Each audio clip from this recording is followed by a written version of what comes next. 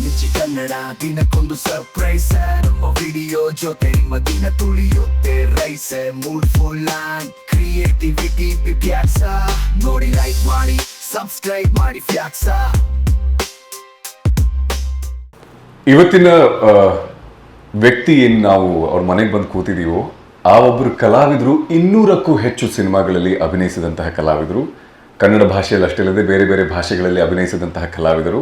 And ಈ ಕಲಾವಿದರ ಬಗ್ಗೆ ತುಂಬ ಖುಷಿಯಾಗೋದೇನಪ್ಪ ಅಂತಂದರೆ ಇವರು ಪೋಷಕ ನಟನಾಗಿ ಬಂದು ಆಮೇಲೆ ಖಳನಾಯಕನಾಗಿ ಆಮೇಲೆ ನಾಯಕನಾಗಿ ಒಬ್ಬ ವ್ಯಕ್ತಿ ಈ ತರಹದ ಬೇರೆ ಬೇರೆ ಪಾತ್ರಗಳಲ್ಲಿ ಅಭಿನಯಿಸಿ ಮಿಂಚಿ ಹೃದಯಗಳಲ್ಲಿ ಜಾಗ ಮಾಡ್ಕೊಳ್ಳೋದಿದೆಯಲ್ಲ ಅದು ಕಷ್ಟವಾಗಿರುವಂತಹದ್ದು. ಆ್ಯಂಡ್ ಏನಾಗ್ಬಿಡುತ್ತೆ, ಒಂದು ಪಾತ್ರದಲ್ಲಿ ಕಾಣಿಸ್ಕೊಂಡಾಗ ಆಮೇಲೆ ಮುಂದೆ ಬರುವಂಥ ಪ್ರಾಜೆಕ್ಟ್ಗಳಲ್ಲಿ ಅಂತಹದ್ದೇ ಪಾತ್ರಗಳನ್ನು ಅವ್ರು ಮಾಡಬೇಕಾಗತ್ತೆ, ಅಥವಾ ಅಂತಹ ಪಾತ್ರಗಳಲ್ಲೇ ಈ ಒಬ್ಬ ಕಲಾವಿದನನ್ನು ನಾವು ಕಲ್ಪಿಸಿಕೊಂಡು ಅಂತಹ ಅವಕಾಶಗಳೇ ಹೆಚ್ಚಾಗಿ ಸಿಗುವಂತಹದ್ದು. ಬಟ್ ಆ ಒಂದು ಪದ್ಧತಿಯನ್ನು ಕಂಪ್ಲೀಟ್ ಆಗಿ ಬ್ರೇಕ್ ಮಾಡಿ ತಮ್ಮದೇ ಆದಂಥ ಛಾಪನ್ನು ಮೂಡಿಸಿರುವಂತಹ ಡೈನಾಮಿಕ್ ಅವ್ರ ಜೊತೆಗೆ ನಾವು ಕೂತಿದ್ದೀವಿ. ಸರ್ ನಮಸ್ತೆ. ನಮಸ್ತೆ ಸರ್, ಮೋರ್ ದೆನ್ 200 ಸಿನಿಮಾಗಳು ಅಂಡ್ ಸಿನಿಮಾ ರಂಗಕ್ಕೆ ಬರೋಕ್ಕೂ ಮುಂಚೆ HMT ಅನ್ನುವಂತಹ ಕಂಪನಿಯಲ್ಲಿ ನೀವು ಸುಮಾರು ಸಮಯವನ್ನು ಕೂಡ ವರ್ಷಗಳನ್ನ ಅಲ್ಲಿ ಕಳೆದಿದ್ರಿ ಕೂಡ. ಹೌದು ಸರ್, ಅಲ್ಲಿಂದ ಸಿನಿಮಾದ ವಿಚಾರ ಹೇಗೆ ಬಂತು ಸರ್? ಸಿನಿಮಾದ ವಿಚಾರ ನೇರವಾಗಿ ಬರಲಿಲ್ಲ. ಅಲ್ಲಿ HMT ವಾಚ್ ಫ್ಯಾಕ್ಟ್ರಿಯಲ್ಲಿ ನಾನು ಕೆಲಸ ಮಾಡ್ತಿರ್ಬೇಕಾದ್ರೆ ಅಲ್ಲಿ ಲಲಿತಾ ಕಲಾ ಸಂಘ ಭಾಳ ಆ್ಯಕ್ಟಿವ್ ಆಗಿತ್ತು. ಅವರು ಅಲ್ಲಿ ಅನೇಕ ನಾಟಕಗಳೆಲ್ಲ ಮಾಡ್ತಾಯಿದ್ರು. ನವಂಬರ್ ಬಂದಾಗ ರಾಜ್ಯೋತ್ಸವಕ್ಕೆ ಒಂದು ಇಂಟರ್ ಡಿಪಾರ್ಟ್ಮೆಂಟ್ ಕಾಂಪಿಟೇಷನ್ ನಡೆಸ್ತಾ ಇದ್ರು. ಓಕೆ. ಸೊ ಅದರಲ್ಲಿ ಒಂದು ಅವಕಾಶ ಕೊಟ್ಟರು ನಮ್ಮ ಡಿಪಾರ್ಟ್ಮೆಂಟ್ ಹೆಡ್ಡು ಗೋವಿಂದ ರಾಜ್ ಅಂತ. ಓಕೆ. ಅವ್ರು ನಾನು ಪಾತ್ರ ಮಾಡೋಕ್ಕೆ ಹೇಳಿದ್ರು. ನಾನು ಹೇಳಿದೆ ಇಲ್ಲ ರೀ, ನಂಗೆ ಅಭ್ಯಾಸ ಇಲ್ಲ ಮಾಡಿ ಅಂತ.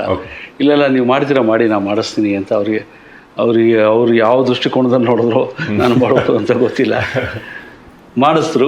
ಅದು ಒಳ್ಳೆ ಯಶಸ್ಸು ಬಂತು, ತುಂಬ ಹೆಸರು ಬಂತು ಅದರಲ್ಲಿ. ಆದಮೇಲೆ ಎಲ್ಲರೂ ಹೇಳಿದ್ರು ಚೆನ್ನಾಗಿ ಮಾಡ್ತೀರಾ ನೀವು, ಯಾಕೆ ಮಾಡ್ಬೋದು ಅಂತ. ಸೊ ಅಲ್ಲೇ ನಾಟಕಗಳು ಮಾಡ್ತಾಯಿದ್ದೆ. ಅಲ್ಲಿಂದ ಹವ್ಯಾಸಿ ರಂಗಭೂಮಿ ಬಂದೆ. ಹವ್ಯಾಸಿ ರಂಗಭೂಮಿಲಿ ಜಯಶ್ರೀ ಅವರು, ನಾಗೇಶ್ ಅವರು, ಈಗ ಅನೇಕ ತಂಡಗಳಲ್ಲಿ ಕೆಲಸ ಮಾಡಿದೆ. ಶಂಕರ್ ನಾಗು, ಅನಂತ್ ನಾಗು ಎಲ್ಲ ಜೊತೆಯಲ್ಲೂ ಕೆಲಸ ಮಾಡಿದೆ. ಅಲ್ಲಿ ಕೆಲವು ಗುರುತಿಸಿದ ನಮ್ಮ ಡೈರೆಕ್ಟರ್ಗಳು ಸಿನಿಮಾಗೆ ಬರಮಾಡ್ಕೊಂಡ್ರು. ಸೊ ನಿಮ್ಮ ಯೋಚನೆನೇ ಇರಲಿಲ್ಲ ಸಿನಿಮಾ ರಂಗಕ್ಕೆ ಬರಬೇಕು? ಇಲ್ಲ, ಖಂಡಿತ ಇರಲಿಲ್ಲ. ಸೊ HMT ಕಂಪ್ನಿಯಲ್ಲಿ ಕೆಲಸ ಮಾಡ್ತಿರುವಾಗ ಯಾರೋ ಒತ್ತಾಯ ಮಾಡಿದ್ರು ಅಂತ ಓಕೆ ಅಂತ ನೀವು ಅಭಿನಯಿಸಕ್ಕೆ ಶುರು ಮಾಡಿದ್ರಿ. 200 ಸಿನಿಮಾ ತನಕ, 200+ ಸಿನಿಮಾಗಳವರೆಗೂ ಬಂದಿದೆ. ಸೊ ನಿಮಗೆ ಒಂದು ಆಶ್ಚರ್ಯವಾದಂತಹ ಸಂಗತಿ ಸರ್ ಆಗಿದ್ರೆ? ಖಂಡಿತ.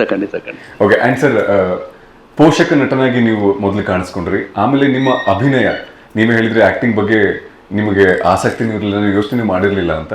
ಬಟ್ ಆ ವ್ಯಕ್ತಿ ಪೋಷಕ ನಟನಾಗಿ ಕೂಡ ಒಂದು ಅವಾರ್ಡನ್ನ ಗೆಲ್ತಾರೆ, ಬೆಸ್ಟ್ ಸಪೋರ್ಟಿಂಗ್ ಆ್ಯಕ್ಟರ್ ಅಂತಲೂ ಕೂಡ ಗೆಲ್ತೀರಾ. ಆಮೇಲೆ ನಿಮ್ಮನ್ನು ನಾಯಕ ಆದಮೇಲೆ ನಾಯಕನಾಗಿಯೂ ಕೂಡ ಬೆಸ್ಟ್ ಆ್ಯಕ್ಟರ್ ಅಂತಲೂ ಕೂಡ ಗೆಲ್ತೀರಾ. ಬಯಸದೇ ಇರುವಂತಹ ಕನಸು ಈ ಮಟ್ಟಕ್ಕೆ ಯಶಸ್ಸನ್ನು ಕಂಡಾಗ, ನನಸಾದಾಗ ಒಬ್ಬ ಮನುಷ್ಯನಿಗಾಗುವ ಖುಷಿ ಸರ್?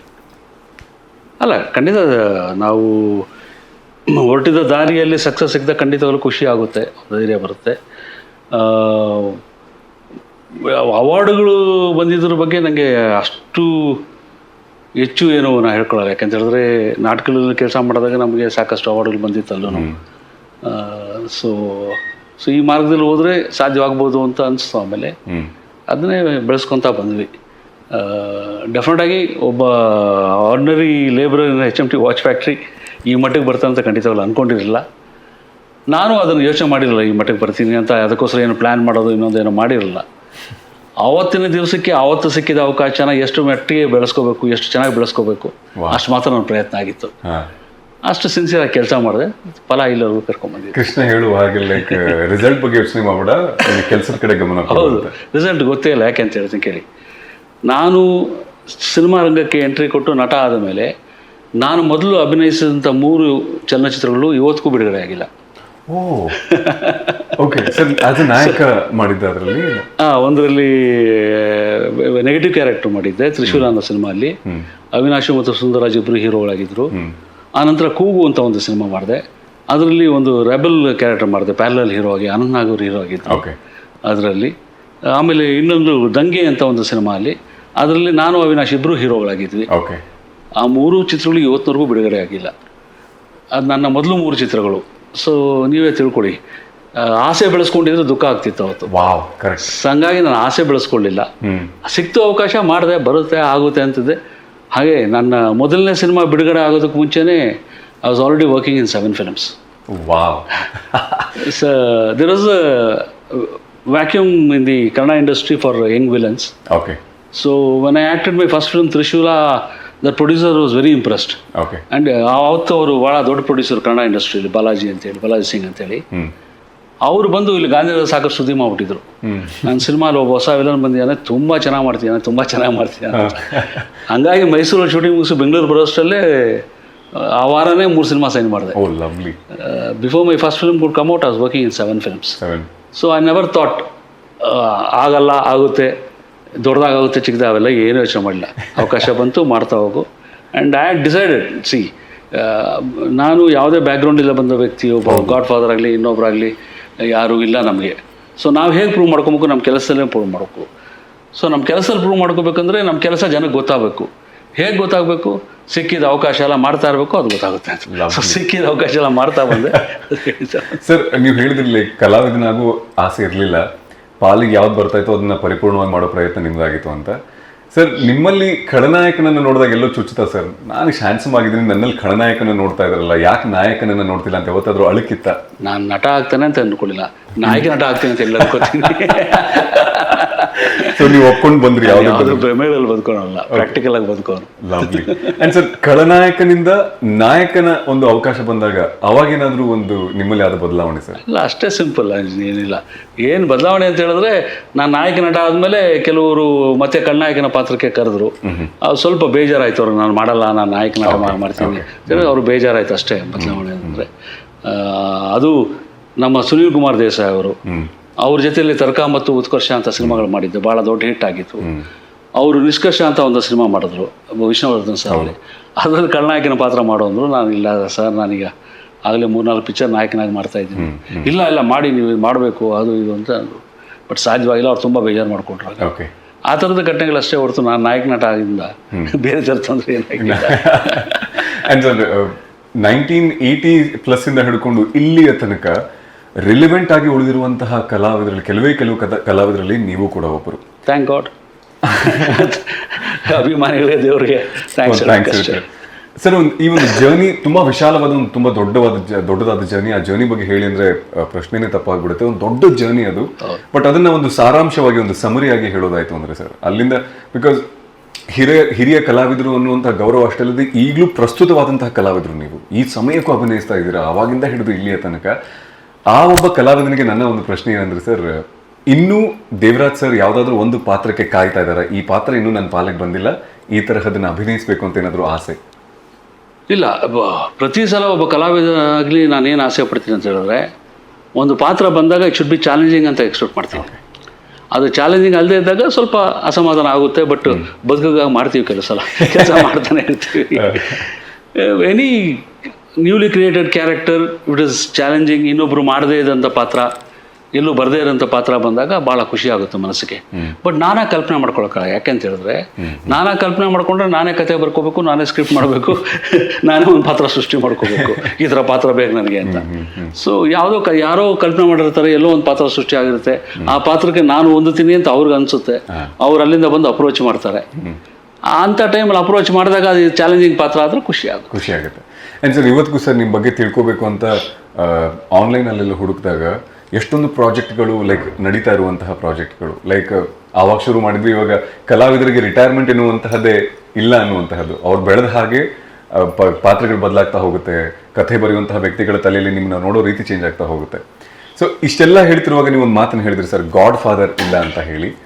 ಆ್ಯಂಡ್ ಈಗ ಫಾದರ್ ವಿಚಾರಕ್ಕೆ ಬರೋದಾಯ್ತು ಅಂತ ಅಂದರೆ, ಯಾವ ಗಾಡ್ ಫಾದರ್ ಇಲ್ಲದೆ ಈ ಇಂಡಸ್ಟ್ರಿಗೆ ಬಂದಂತಹ ನೀವು ಎಷ್ಟೋ ಜನರಿಗೆ ಗಾಡ್ ಫಾದರ್ ಆದಂತಹ ಒಂದು ಉದಾಹರಣೆಗಳು, ಎಷ್ಟೋ ಜನರಿಗೆ ದಾರಿ ತೋರಿಸಿರುವಂತಹದ್ದು. ಸೊ ಆ ಒಬ್ಬ ಗಾಡ್ ಫಾದರ್ ಬಗ್ಗೆ ಹೇಳಿ ಸರ್. ಆ ಒಬ್ಬ ವ್ಯಕ್ತಿ, ಈ ಇಂಡಸ್ಟ್ರಿಗೆ ಬಂದಿದ್ದೀನಿ, ತಿಳ್ಕೊಂಡಿದ್ದೀನಿ. ಇಲ್ಲ, ಗಾಡ್ ಫಾದರ್ ಅಂತ ಹೇಳಲ್ಲ. ಆವತ್ತು ನನಗೆ ಭಾಳ ಉತ್ತಮ ಸ್ಥಿತಿಯಲ್ಲಿ ಇದ್ದಾಗ, ನಾನು ಒಬ್ಬ ಹೀರೋ ಆಗಿ ಭಾಳ ಉತ್ತುಂಗದಲ್ಲಿದ್ದೆ. ಆವತ್ತು ಅನೇಕ ಜನ ಹುಡುಗರು ಅಸಿಸ್ಟೆಂಟ್ ಡೈರೆಕ್ಟರ್ ಹತ್ರ ಕೆಲಸ ಮಾಡಿದವ್ರಿಗೆ ಅವ್ರು ನಿರ್ದೇಶಕರಾಗ್ತೀನಿ ಅಂದಾಗ ನಾನು ಅವಕಾಶ ಕೊಟ್ಟೆ ಅವರಿಗೆ. ಅವರೆಲ್ಲ ನಿರ್ದೇಶಕರಾದರು, ಆಮೇಲೆ ದೊಡ್ಡ ದೊಡ್ಡ ನಿರ್ದೇಶಕರಾದರು. They became very big directors. ಅದೊಂದು ತೃಪ್ತಿ ಅಷ್ಟೇ. ಅವ್ರಿಗೆ ಅವಕಾಶ ನನಗೆ ಸಿಗ್ತಲ್ಲ, ತೃಪ್ತಿ ಅಷ್ಟೇ. ತುಂಬಾ ಚೆನ್ನಾಗಿ ಹೇಳಿದ್ರಿ. ಅಂಡ್ ಫಾದರ್ ವಿಚಾರಕ್ಕೆ ಬರೋದಾಯ್ತು ಅಂದ್ರೆ ಸರ್, ನಿಮ್ಮ ತಂದೆಯನ್ನು ನೀವು ತುಂಬಾ ಚಿಕ್ಕ ವಯಸ್ಸಲ್ಲೇ ಕಳ್ಕೊಂಡ್ರಿ ಎನ್ನುವಂತಹದ್ದು ಸರ್. ಸೊ ಒಬ್ಬ ತಂದೆಯ ಪಾತ್ರ ಮಕ್ಕಳ ಬದುಕಿನಲ್ಲಿ ಎಷ್ಟು ಇಂಪಾರ್ಟೆಂಟ್ ಅಂತ ನಿಮ್ಗೆ ಅನ್ಸುತ್ತೆ ಸರ್? ಡೆಫಿನೆಟ್ಲಿ ತುಂಬಾ ಇಂಪಾರ್ಟೆಂಟ್ ಆಗುತ್ತೆ. ಬೋತ್ ದಿ ಪೇರೆಂಟ್ಸ್, ತಾಯಿ ಆಗ್ಬೋದು ತಂದೆ ಆಗ್ಬೋದು, ಇಬ್ಬರು ಇದು ಭಾಳನೇ ಇಂಪಾರ್ಟೆಂಟ್ ಆಗುತ್ತೆ. ತಂದೆ ಇದ್ದಿದ್ರೆ ನಾನು ಇದೇ ರೀತಿ ರೂಪಗೊಳ್ತಾ ಇದ್ನೋ ಬೇರೆ ರೀತಿ ರೂಪಗೊಳ್ತಾ ಇದ್ನೋ ಗೊತ್ತಿಲ್ಲ. But it is the whole credit goes to my mother. For whatever I am today, the credit should go to my mother. But ಚಿಲ್ಡ್ರನ್ಗೆ ಗೈಡೆನ್ಸ್ಗಾಗಲಿ, ಇನ್ನೊಂದಕ್ಕಾಗಲಿ, ಧೈರ್ಯಕ್ಕಾಗಲಿ, ಪ್ರೊಟೆಕ್ಷನ್ಗಾಗಲಿ, ಸೆಕ್ಯೂರಿಟಿಗಾಗಲಿ ಅವ್ರ ಚಿಕ್ಕ ವಯಸ್ಸಲ್ಲಿ ಅವೆಲ್ಲ ಬೇಕಾಗುತ್ತೆ. ಅವರು ದೊಡ್ಡವರಾದ್ಮೇಲೆ ನಮ್ಮನ್ನ ಹೊರಗಾಗ್ತದೆ, ಪ್ರಶ್ನೆ ಬೇರೆ ಈಗಿನ ಪರಿಸ್ಥಿತಿಯಲ್ಲಿ. ಬಟ್ ಚಿಕ್ಕ ವಯಸ್ಸಲ್ಲಿ ಅವ್ರಿಗೆ ಬೇಕಾಗುತ್ತಲ್ಲ, ಒಂದು ಪ್ರೊಟೆಕ್ಷನ್ ಬೇಕು, ಅವ್ರಿಗೆ ಒಂದು ಸೆಕ್ಯೂರಿಟಿ ಬೇಕು. ಹಾಗಾಗಿ ಒಬ್ಬ ತಂದೆ ಭಾಳ ಮುಖ್ಯ ಆಗ್ತಾನೆ. ಯಾಕೆಂತ ಹೇಳಿದ್ರೆ even the lady of the house also expect some security, some protection. So she also needs an man in the family. ಅದೇ ಥರ ಮಕ್ಕಳಿಗೂ ಒಬ್ಬ ತಂದೆ ಬೇಕಾಗ್ತಾನೆ, ತಂದೆ ಇಂಪಾರ್ಟೆಂಟ್ ಆಗ್ತಾನೆ. ಆ ತಂದೆ ಒಳ್ಳೆ ತಂದೆ ಆದರೆ ಒಳ್ಳೆ ಗೈಡೆನ್ಸ್ ಕೊಡ್ತಾನೆ, ಒಳ್ಳೆ ಎಜುಕೇಷನ್ ಕೊಡ್ತಾನೆ, ಮಕ್ಕಳಿಗಾಗಿ ಮಾಡೋ ಜವಾಬ್ದಾರಿ ಅಂದ್ಕೊಂಡು ಮಾಡ್ತಾನೆ. Otherwise life goes on. ನಿಮ್ಮ ತಾಯಿ ನಿಮ್ಮ ತಂದೆ ಸ್ಥಾನದಲ್ಲಿ ನಿಂತ್ಕೊಂಡು ಬೆಳೆಸಿದ್ರಿ ಅಂತ ಹೇಳಿದ್ರೆ, ಸೊ ನಿಮ್ಮ ತಾಯಿಯಿಂದ ನಿಮ್ಮ ತಂದೆಯ ಬಗ್ಗೆ ನೀವು ಕೇಳಿ ತಿಳ್ಕೊಂಡಿರೋ ಒಂದೆರಡು ವಿಚಾರಗಳು, ನಿಮ್ಮ ತಂದೆ ಹೇಗಿದ್ರು ಅಂತ. My father was graduate, was working for ITC factory as an welfare officer. ಆಮೇಲೆ ಅವರು ಫುಟ್ಬಾಲ್ ಪ್ಲೇಯರ್ ಹೇಳಿದ್ರು ಅಂತ ನಮ್ಮ ತಾಯಿ ಹೇಳಿದ್ರು. ಫುಟ್ಬಾಲ್ ಆಡ್ತಿದ್ರು ಅವರು ಅಂತ. I don't remember because when my father past ಅವೇ ನಾನು ಬರೀ 3 ತಿಂಗಳು ಮಗು. ಸೊ ನನ್ನ ನೆನಪೇ ಇಲ್ಲ ಅವ್ರಿಗೆ ಮಲೇರಿಯಾ ಬಂದು ಪಾಸ್ಟ್ ಅವೇ. ಸೊ ನಮ್ಮ ತಾಯಿ ಹೇಳಿರೋದು ಅಷ್ಟೇ ಗೊತ್ತು ನನಗೆ. He was educated man, cultured man, football ಆಡ್ತಿದ್ರು, he was working in a good place. These are the things. ನಿಮ್ಮ ತಾಯಿ ನಿಮ್ಗೆ ಹೇಳಿದ್ರು ಗಂಡು ಮಗು ಬೇಕಾ ಹೆಣ್ಮಗು ಬೇಕಾ ಅಂತ ಹೇಳಿ. ಸೊ ಆ ತರಹದ್ದು ಈ ಒಂದು ಜೋಡಿಗೆ ಏನು ಆಸೆ ಇತ್ತು? ಬಿಕಾಸ್ ನಿಮಗೆ 2 ಗಂಡು ಮಕ್ಕಳು, ಬಟ್ ಮಕ್ಕಳಾಗಕ್ಕೂ ಮುಂಚೆ ಇಲ್ಲ. ನಾನು ಹೇಳಿದ್ನಲ್ಲ, ಆಗಲೇ ನಿಮ್ಗೆ ಹೇಳಿದೆ, ನಾನು ಯಾವುದೇ ವಿಷಯದಲ್ಲಾಗಲಿ ಕನಸು ಕಾಣೋನಲ್ಲ, ಬಯಸೋನಲ್ಲ. ಮುಂದಕ್ಕೆ ಬಂದಿದ್ದನ್ನ ಅನುಭವಿಸೋ ಅಭ್ಯಾಸ ನಂದು. ಅದೇ ಬೇಕು ಇದೇ ಬೇಕು ಅಂತಲ್ಲ. ಮಕ್ಕಳು ಬೇಕು ಅಂತ ಮಕ್ಕಳಾಯ್ತು ಅಷ್ಟೇ ಹೊರತು ಗಂಡು ಬೇಕು ಹೆಣ್ಣು ಬೇಕು ಅಂತಲ್ಲ. ಬಟ್ ನನ್ನ ಹೆಂಡತಿಗೆ ಪಾಪ ಹೆಣ್ಣು ಮಕ್ಕಳು ಅಂದ್ರೆ ತುಂಬ ಇಷ್ಟ ಅವಳಿಗೆ. ಸಮ್ವೇರ್ ಇವನ್ ನಾವು ಇಟ್ ಮಿಂಚಸ್ ಶಿ ಸೇಸ್ ಒಂದು ಹೆಣ್ಮಗು ಇರಬೇಕಾಗಿತ್ತು ಅಂತ ಅನಿಸ್ತಾ ಇದೆ ಅವಳಿಗೆ. ನೋಡೋದು ಕ್ರಮೇಣ ಅದು ಸೊಸೆ ಬಂದರು, ಈ ಮೊಮ್ಮಕ್ಕಳು ಬಂದಮೇಲೆ ಸರ್ ಹೋಗ್ಬೋದು. ಸೊ ಪ್ರಜ್ವಲ್ ಆದ್ಮೇಲೆ ಮುಂದಿನ ಮಗು ಹೆಣ್ಣಾಗ್ಬೇಕು ಅಂತ ಮ್ಯಾಮ್ಗೆ ಆಸೆ ಇತ್ತು. But okay. ಅಂಡ್ ಸರ್, ನೀವು ತಂದೆಯಾಗಿ ನಿಮ್ಮ ಮಕ್ಕಳು ಬೆಳಿತಿರುವಾಗ ಸರ್, ಅವರಲ್ಲಿರುವಂತಹ ಕೆಲವು ತುಂಟತನಗಳನ್ನು ನೋಡಿದಾಗ ಈ ಗುಣಗಳು ನನ್ನದೇ ಅಂತ ಅನಿಸಿದ್ದು ತುಂಟ ಗುಣಗಳು ಸರ್, ಮಕ್ಕಳು ಬೆಳಿತಿರುವಾಗ ನೀವು ನಿಮ್ಮ ಒಂದು ಚಿಕ್ಕ ವಯಸ್ಸಿನಲ್ಲಿ?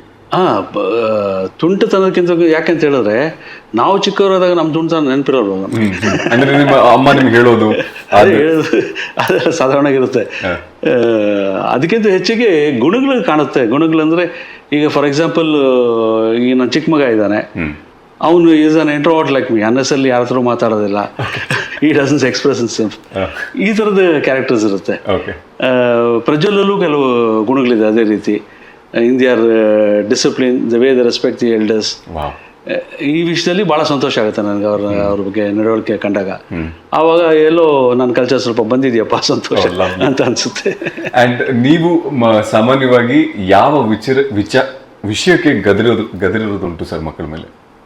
ನಾನು ಅವರು ಓನ್ಲಿ ಫಾರ್ ದರ್ ಎಜುಕೇಷನ್. ಇದಕ್ಕೆ ಗದರಿರೋದು ಅದೇ ಎಜುಕೇಷನ್ ಅಷ್ಟಕ್ಕೆ ಪಾಠ ಗೀಟ ಹೇಳ್ಕೊಡ್ಬೇಕಾದ್ರೆ ಮಾಡಬೇಕಾದ್ರೆ ಇದು ಮಾಡಿರೋದು. ಒಂದೇ ಒಂದು ಸಲ ಸ್ವಲ್ಪ ವೈಲೆಂಟ್ ಬಿಹೇವ್ ಮಾಡಿದೆ ಪ್ರಜ್ವಲ್ ಮೇಲೆ. ಅವನು 10th ಇದ್ದಾಗ ಟ್ಯೂಷನ್ ಚಕ್ಕರ್ ಹೊಡೆದ್ಬಿಟ್ಟು ಊರು ಸುತ್ತಾ ಇದ್ದ. ಅದು ಸುಳ್ಳು ಹೇಳಿ ಸುಮಾರು 1 ತಿಂಗಳು ಚಕ್ಕರ್ ಹೊಡೆದಿದ್ದೆ ನಾನು ಟ್ಯೂಷನ್ಗೆ. ಆವಾಗ ಸ್ವಲ್ಪ ಅವನ ವೈಲೆಂಟ್ ಆಗಿ ಬಿಹೇವ್ ಮಾಡಿದ್ದೆ ಅಷ್ಟೇ. ಆ್ಯಂಡ್ ಸರ್, ಹೆಚ್ಚಾಗಿ ನಿಮ್ಮನ್ನ ಪೊಲೀಸ್ ಯೂನಿಫಾರ್ಮ್ನಲ್ಲಿ ನೋಡಿರುವಂತಹ ಅಭಿಮಾನಿಗಳು ಮನೆಯಲ್ಲಿ ಡೈನಮಿಕ್, ಅವರು ಅಷ್ಟೇ ಡೈನಮಿಕ್, ಪೊಲೀಸ್ ಪಾತ್ರದ ಹಾಗೆನ ಗಂಭೀರ ವ್ಯಕ್ತಿನ, ಇಲ್ಲ ಮಕ್ಕಳ ಜೊತೆಗೆ ಸ್ವಲ್ಪ ಜಾಲಿಯಾಗಿ ಕೂಡ ಬೆರೆಯುವ ಜೀವನ? ಅದು ಹೇಗೆ ನಾನು ಪಾತ್ರದಲ್ಲಿ ಏನು ಕಾಣಿಸ್ಕೊತೀನೋ ಅದು ಮನೆಯಲ್ಲಿದ್ದರೆ, ಅಥವಾ ಮನೆಯಲ್ಲಿ ಹೇಗಿದ್ದೀನೋ ಅದು ಪಾತ್ರದಲ್ಲಿ ಕಾಣಿಸೋದ್ರೆ ನಟ ಆಗಕ್ಕೆ ಸಾಧ್ಯನೇ. ಹೌದು, ಸತ್ಯ ಅಲ್ವಾ? That is not. ವ್ಯಕ್ತಿತ್ವಗಳೇ ಬೇರೆ ಇರುತ್ತೆ, ಪಾತ್ರಗಳೇ ಬೇರೆ ಇರ್ತದೆ. ಅದು thanks to my directors and creators. ಜನರಲ್ಲಿ ಆ ಒಂದು ಅಭಿಪ್ರಾಯ ಬಂದಿದೆ, ಆ ಪಾತ್ರದ ಬಗ್ಗೆ ಅದು ನೆನಪಿದೆ ಅವರಿಗೆ.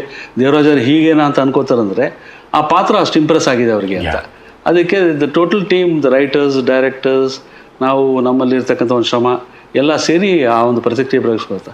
ಆ ಥರ ಪ್ರತಿಕ್ರಿಯೆ ಬಂದಾಗ ನಮ್ಗೆ ತುಂಬಾ ಸಂತೋಷ ಆಗುತ್ತೆ ಆ್ಯಕ್ಚುಲಿ.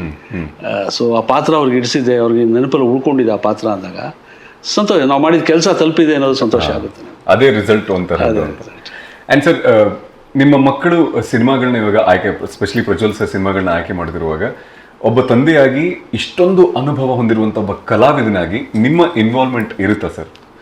ಇತ್ತು ಅರ್ಲಿ ಸ್ಟೇಜಸಲ್ಲಿತ್ತು. ಯಾಕಂತ ಹೇಳಿದ್ರೆ ಪ್ರಜ್ವಲ್ಗೆ ಅವನು 18 ವರ್ಷ ಇದ್ದಾಗಲೇ ಅವ್ನಿಗೆ ಆಫರ್ ಬರೋಕ್ಕೆ ಶುರು ಆಗ್ಬಿಡ್ತು. ಓಕೆ. ಸೊ ನಾನು ಆ್ಯಕ್ಚುಲಿ ರೆಫ್ಯೂಸ್ ಮಾಡಿದ್ದೆ, ಇಲ್ಲ ರೀ ಇನ್ನೂ ಓದ್ತಿದ್ದಾನೆ, ಇನ್ನೂ PUC ಅವನು, ಒಂದು ಗ್ರ್ಯಾಜುಯೇಷನ್ ಆದರೂ ಮುಗಿಸ್ಲಿ ಹಂಗೆ ಅಂತ. ಅವರು ಫಸ್ಟ್ ಆಫರ್ ಬಂದವರು, ಆ ಸಿಕ್ಸರ್ ಪಿಕ್ಚರ್ ಆಫರ್ ಬಂದವರು ETV ಅವರು, ಅವ್ರು PUC ಹೋದಾಗ ಬಂದರು, ನಾನು ರೆಫ್ಯೂಸ್ ಮಾಡಿ ಕಳಿಸ್ದೆ. ಅವ್ನು PUC ಪಾಸ್ ಆಗಿ ಅವ್ನು ಡಿಗ್ರಿಗೆ ಜಾಯ್ನ್ ಆದ ಕೂಡಲೇ ಮತ್ತೆ ಬಂದರು, ಸರ್ ನೀವು ಹೇಳಿದ್ರಲ್ಲ PUC ಎಕ್ಸಾಮ್ ಆಯ್ತು, ದಯವಿಟ್ಟು ನಿಮ್ಮ ಮಗನೇ ಬೇಕು ಅಂತ.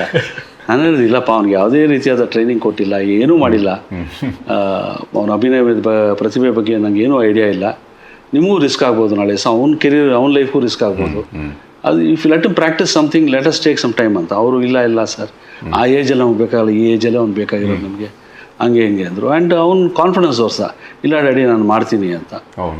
So I said okay. ನನಗೆ ಗೊತ್ತಲ್ಲ ಸಿನಿಮಾ ಇಂಡಸ್ಟ್ರಿ ಬಗ್ಗೆ, ಸಕ್ಸಸ್ಸು ಆಗ್ಬೋದು, ಫೇಲ್ಯೂರು ಆಗ್ಬೋದು, ಜನ ಅಕ್ಸೆಪ್ಟು ಮಾಡ್ಬೋದು, ಅಕ್ಸೆಪ್ಟ್ ಮಾಡ್ದೇನೂ ಹೋಗ್ಬೋದು. ನಾನು ಹೇಳಿದೆ ನೋಡಪ್ಪ, ಇದು ನೀನು ಎಕ್ಸಾಮ್ ಬರೆದಾಗಲ್ಲ, ಇದು ದಿಸ್ ಇಸ್ ಟೋಟ್ಲಿ, ನಿನಗೆ ಎಕ್ಸಾಮ್ ಬರೆದಾಗ ಒಬ್ಬ ಎಕ್ಸಾಮ್ನರ್ ಇರ್ತಾನೆ, ಈ correction paper, but year lakhs of people, ಏನೋ ಆ ಎಲ್ಲರೂ ನೀನು ಪಾಸ್ ಮಾಡಬೇಕಾಗುತ್ತೆ. ಸೊ ಪಾಸ್ ಮಾಡದೇ ಇದ್ದರೆ ನೀನು ದುಃಖ ಪಟ್ಕೊಳಂಗಿಲ್ಲ, because it is their choice, not your choice. Correct. your choice is presenting yourself in front of them.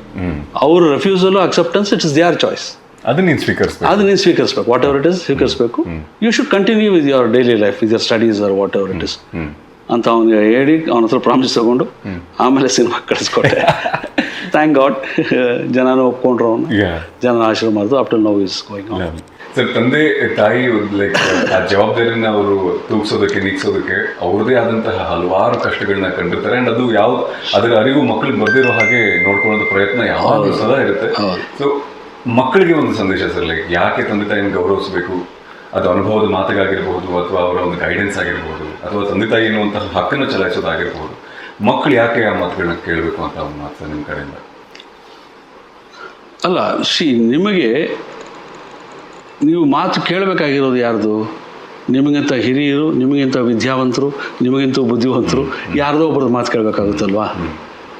So ಇಲ್ಲಿ ಇರೋದು ಯಾರು? ತಂದೆ ತಾಯಿ ಅನುಭವಿಸ್ತರು. ಅನುಭವ ಬರೀ ಅವ್ರ ಜೀವನದಲ್ಲ, ನಿಮ್ಮನ್ನು ಮಕ್ಕಳಿಂದ ನೋಡಿದ್ದಾರೆ.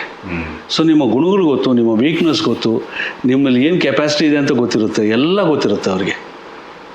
So naturally they are the best advisors for you. ನಿನಗೆ ಒಪ್ಪಿಗೆ ಮಾಡ್ಕೊಳ್ಳೋದು ಬಿಡೋದು ನಿಮಗೆ ಸೇರಿದ್ದು, ಆ ಪರಿಸ್ಥಿತಿಗೆ ಒಪ್ಪಿಗೆ ಆಗುತ್ತೋ ಇಲ್ವೋ ನಿಮಗೆ ಸೇರಿದ್ದದು.